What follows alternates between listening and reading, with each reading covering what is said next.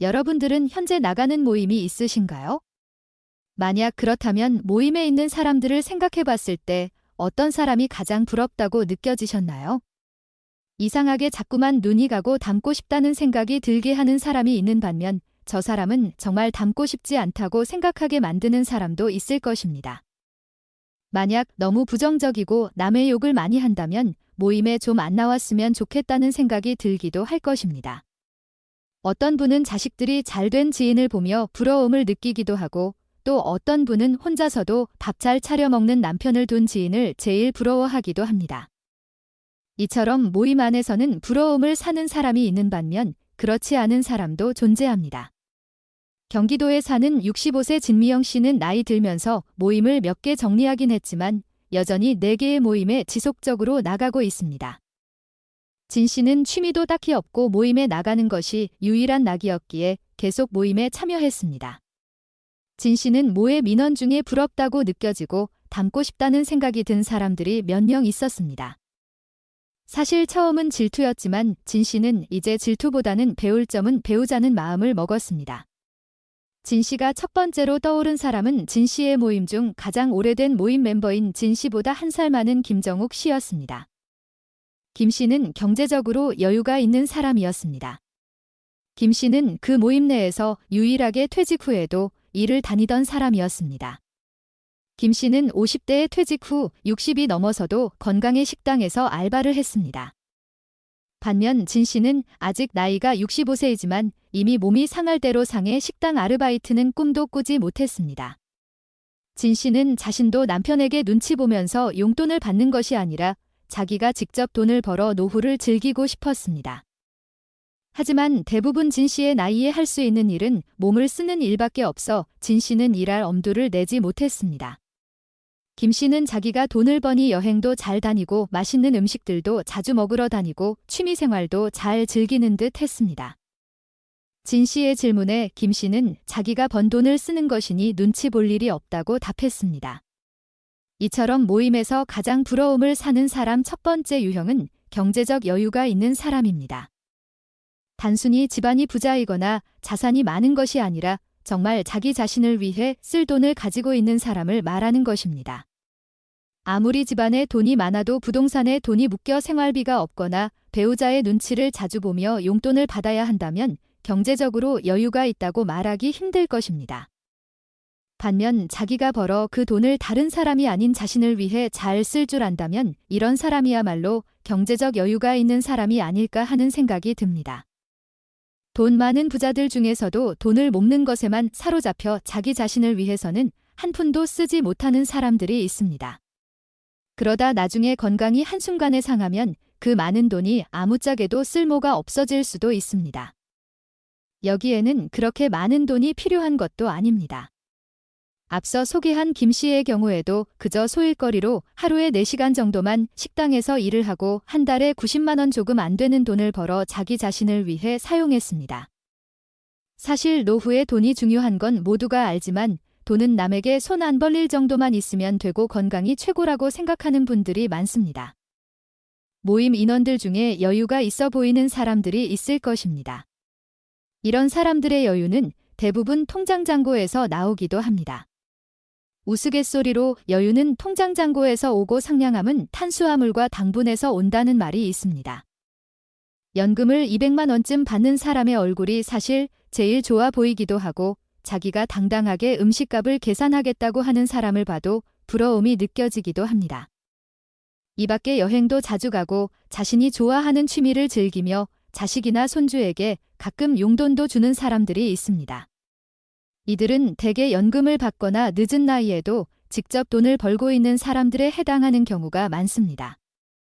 사실 한 달에 30에서 50만 원의 추가 수입이 생긴다면 내가 좋아하는 것을 정말 많이 할 수 있을 것 같다는 생각이 들기도 합니다. 이미 돈을 많이 모아놓고 이자나 패당, 소득, 월세를 받는 분들이야 딱히 경제적인 부분에서 걱정이 없겠지만 아마 그렇지 못한 분들이 대부분일 것입니다. 그래서 만약 할 수 있는 소일거리가 있다면 우리는 그 일을 찾아서 해야 합니다. 물론 은퇴 후에도 일을 해야 되냐고 방문하시는 분들도 있을 것입니다. 만약 은퇴 후에 돈을 잘 모아놓고 생활비 걱정이 없다면 그냥 취미생활 즐기시는 게 최고라고 생각합니다. 하지만 만약 경제적인 여유가 없다면 퇴직 후에 일을 하는 것은 선택이 아니라 필수입니다. 퇴직하고도 일을 계속하는 사람은 동창 모임에서 선망의 대상이 된다고 합니다. 이는 즉 얼마간 수입을 받으면서 내가 할 수 있는 만큼 최대한 오래도록 일하는 사람을 의미합니다. 60대뿐만 아니라 70대 분들도 건강한 동안에는 일을 계속하고 싶어하는 분들이 많습니다. 혼자 사는 73세 정 씨는 현재 6년째 관내 노인 일자리 택배 사업에 참여하고 있는데 매일 규칙적인 활동을 해 지병도 없고 돈도 벌고 행복한 일상을 보내고 있습니다. 75세 한 씨도 마찬가지로 노인 일자리 사업을 통해 직업을 구했는데 한 씨는 용돈을 해결하고 남은 돈으로 손주들에게 과자 사 먹으라고 돈도 쥐어줄 수 있다며 이제는 떳떳하게 살 수 있다고 말했습니다. 나이 들어 일을 구하니 바닥에 있던 자존감이 조금씩 회복됐고 전에 느끼지 못했던 삶에 대한 의욕도 다시 생겼다고 합니다. 한 씨의 경우 일주일에 3번 일을 하며 한 달에 받는 수입이 29만 원 남짓이었지만 이 정도의 수입을 얻은 것만으로 한 씨는 많은 경제적인 여유가 생겼습니다. 이처럼 많은 분들이 나이 들어 할 수 있는 일들이 없을 것이라 생각하지만 노인 일자리 사업이라는 좋은 제도가 있습니다. 이 중 사회공헌 서비스 일자리는 한 달에 76만 원 정도의 수입을 얻을 수 있습니다. 몸이 아파도 몸을 쓰는 일만 있는 것은 아니니 수입을 얻기 위해 주소지 시군구 내에 가까운 동사무소나 노인복지관, 대한노인회, 시니어 클럽 등에서 노인 일자리에 대해 상담을 받아보고 내가 할 수 있을 만한 일이라면 꼭 해보셨으면 좋겠습니다. 진 씨는 식당 아르바이트를 할 자신은 없었고 노인 일자리 사업을 통해 일을 알아보기 시작했습니다. 진 씨는 직접 동사무소에 신청서를 제출하여 노인 일자리 사업으로 거리 청소를 시작했습니다. 하루 3시간 동안 진행되는 일은 진 씨에게 단순한 일, 그 이상의 의미가 있었습니다. 진 씨는 점점 몸이 더 좋아짐을 느꼈고 자신을 위해 쓸 돈이 생기니 얼굴 표정부터가 달라졌습니다. 진 씨는 모임 인원들을 질투하기보다는 하나씩 좋은 점들을 배우려는 태도를 가지니 삶이 더 나아지고 있음을 느꼈습니다. 진 씨는 모임 인원들 중 또 누가 부러운지 생각했습니다. 진 씨가 다음으로 떠오른 사람은 두 번째로 오래된 모임의 진 씨보다 2살 어린 정미 씨였습니다. 정 씨는 모임 인원들 중에 유독 외모가 귀티나고 세련돼 보였습니다. 나머지 모임 인원들은 등이 대부분 굽어 있었는데 정 씨는 밥을 먹을 때도 항상 허리를 꼿꼿이 세워 자세를 바르게 했습니다. 그런 분위기는 말투에서도 나타났습니다. 정 씨는 말을 할 때와 하지 않을 때를 가릴 줄 알았고 성급히 말을 꺼내는 법이 없었습니다. 정 씨는 다른 사람이 뒷담화를 절대 하지도 않았습니다. 무엇보다 정 씨에게서 가장 부러웠던 점은 머리숱이 많다는 점이었습니다. 진 씨는 머리가 자꾸 빠지는 것이 요새 스트레스였고 자존감마저 가라앉고 있었습니다. 이런 정 씨처럼 모임에서 부러움을 사는 두 번째 유형은 외모가 세련돼 보이는 사람입니다. 노년층이 가장 중요하게 생각하는 건강관리는 사실상 외모 관리와 그 궤를 같이 합니다. 외모를 관리하다 보면 신체의 건강까지 자연스럽게 따라오는 것입니다. 외모 관리를 전혀 하지 않는 사람이 건강 관리를 잘할 가능성이 떨어지는 것은 어찌 보면 당연하기도 합니다. 모임에 나가보면 나이대가 비슷하지만 누구는 나이보다 10살은 젊어 보이고 누구는 나이보다 10살은 더 많아 보입니다. 나이 들면 외모 관리에 신경을 안 써도 된다는 말은 이미 옛말이나 다름없습니다. 저희 부모님도 나이가 많으시지만 외출할 때면 항상 꽃단장을 하고 저보다도 준비를 더 오래 하기도 하십니다. 이처럼 나이와 상관없이 외적으로 잘 보이고 싶어 하는 것은 본능인 것 같습니다. 나이가 들면 머리카락이 많고 얼굴이 잘 안 처진 사람이 부럽다는 생각도 듭니다. 특히나 머리카락 관리는 한 살이라도 젊을 때 하는 것이 좋습니다. 물론 유전적인 요인도 두발에 많은 영향을 미치지만 그렇다고 할 수 있는 것이 없지는 않습니다.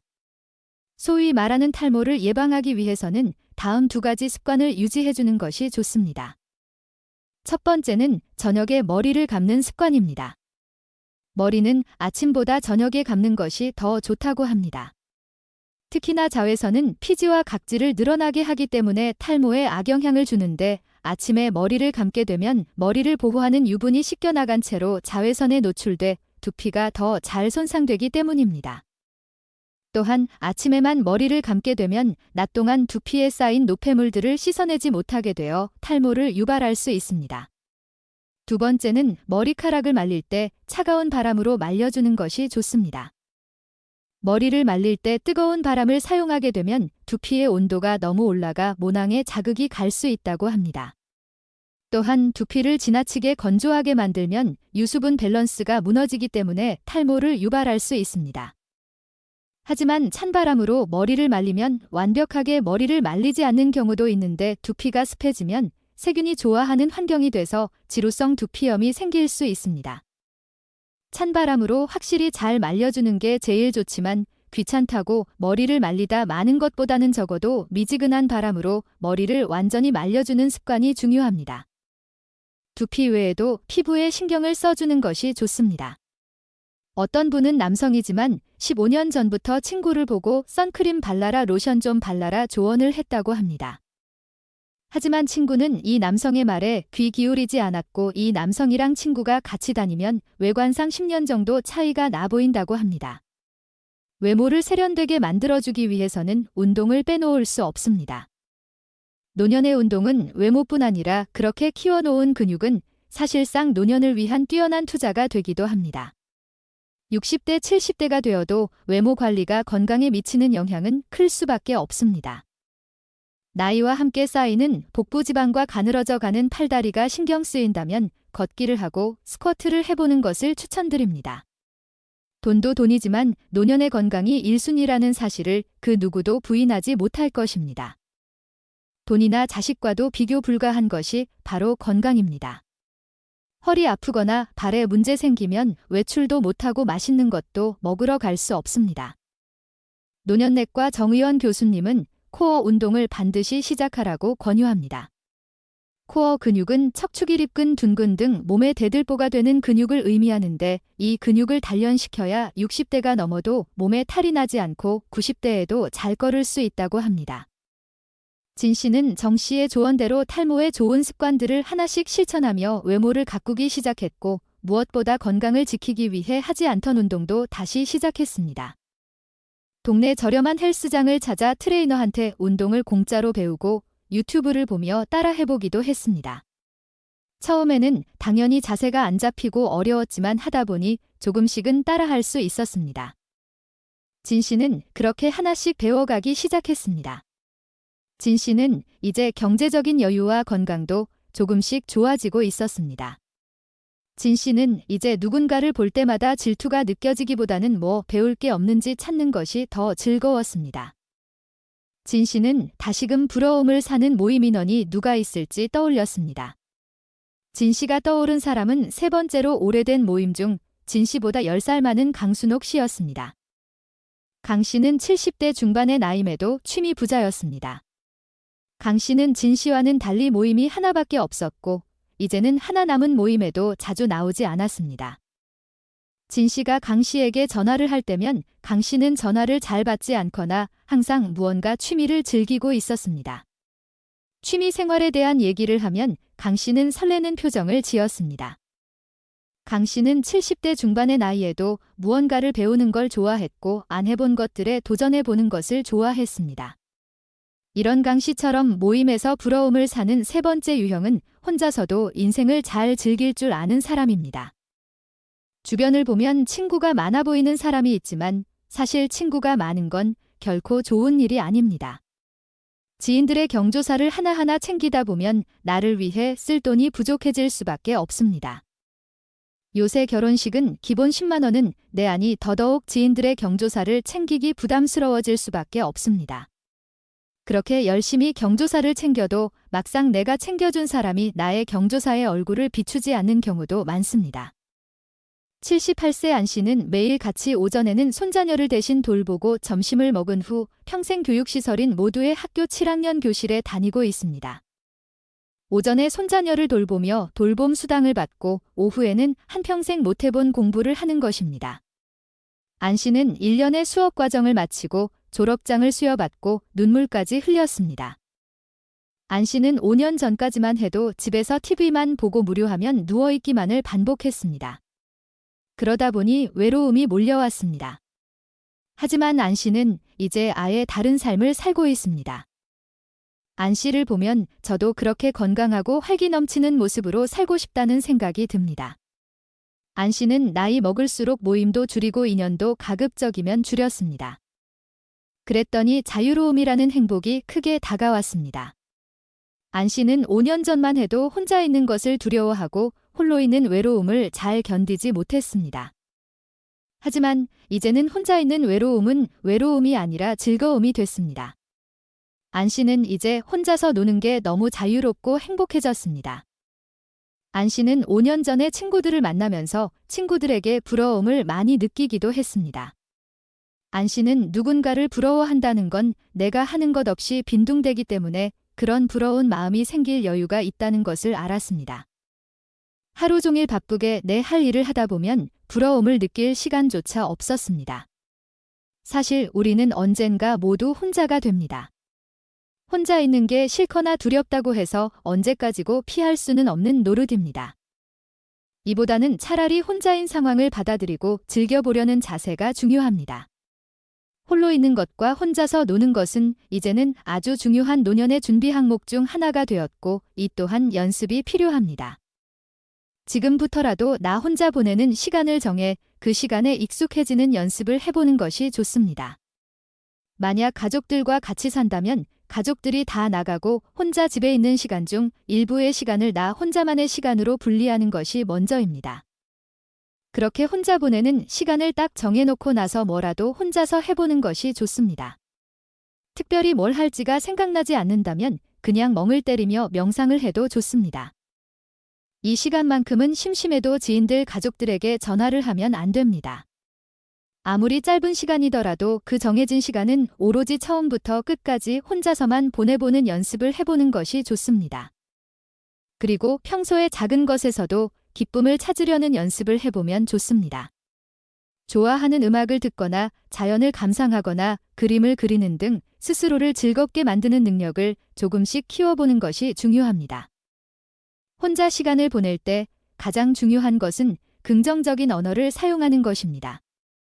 이때는 부정적인 단어 사용을 피하고 긍정적인 표현으로 말을 시작해야 합니다. 예를 들어 어려울 것 같다라고 말하는 것보다 방법을 찾아보자라고 말을 하는 것입니다. 진 씨는 그렇게 지금 다니는 모임의 개수를 더 줄이고 혼자 있는 시간에 익숙해져 보고자 다짐했습니다. 진 씨는 마지막으로 모임에서 부러운 사람이 누가 있는지 생각해봤습니다. 진 씨가 마지막으로 떠오른 사람은 비교적 최근에 만들어진 모임 인원 중 진 씨와 나이가 같았던 65세 양수님 씨였습니다. 양 씨는 모임에서 자식 자랑을 많이 했습니다. 처음에는 자식들 자랑을 그렇게 하는 것이 보기 좋진 않았지만 속으로는 부러운 마음을 숨길 수 없었습니다. 이제 60이 넘어보니 진 씨는 자식들이 잘된 지인들을 보면서 부러움이 느껴졌습니다. 뭘 바라는 게 아니라 자식들이 잘 돼야 부모의 삶도 편안하다는 말이 실감이 났습니다. 이렇듯 모임에서 부러움을 사는 네 번째 유형은 잘된 자식을 둔 지인입니다. 자식의 인생이 잘 풀리지 않는다면 부모로서 마음이 무거울 수밖에 없습니다. 아무리 각자 인생이 중요하다 해도 부모 입장에서 자식이 잘 안 되면 항상 마음 한켠이 무거우니 자식이 잘 되길 바라고 자식이 잘 풀리면 어찌됐든 마음이 편할 수밖에 없습니다. 여기서 자식이 잘 된다는 의미는 자기 앞가림만 잘하고 부모한테 걱정 안 끼치게 잘 살면 그것만으로 자식이 잘 된 것이나 다름없습니다.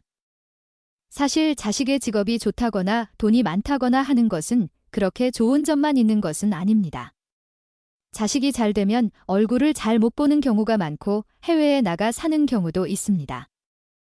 실제로 자식을 잘 키웠다는 분들의 자제들이 극단적인 선택도 하고 병에 걸려 먼저 세상을 뜨기도 했으며 정신병으로 시달리기도 합니다.